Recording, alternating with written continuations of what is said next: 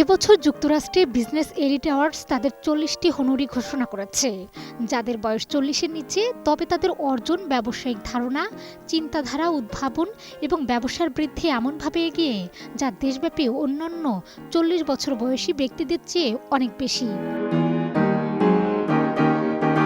তাদের মধ্যে একজন হলেন বাংলাদেশি বংশোদ্ভূত মুহম্মদ কাদির। প্রথম বাংলাদেশি হিসেবে তিনি যুক্তরাষ্ট্রে বিজনেস এলিট 40 আন্ডার 40 অ্যাওয়ার্ডস পেয়েছেন।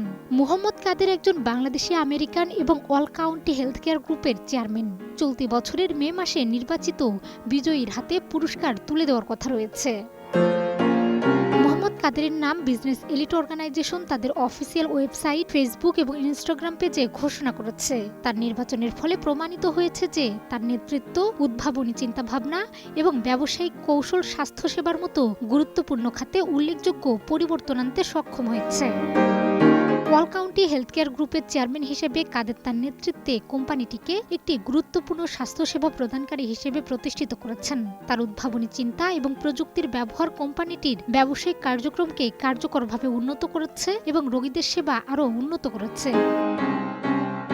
বিজনেস এলিট অ্যাওয়ার্ডসের এই পুরস্কারটি কেবলমাত্র প্রতিভাবান নেতাদের সম্মাননা জানানোই নয়, বরং তাদের জন্য একমাত্র প্ল্যাটফর্ম তৈরি করে যা ব্যবসার সম্প্রসারণ এবং ভবিষ্যৎ বৃদ্ধির জন্য সংযোগ স্থাপন করতে সহায়ক।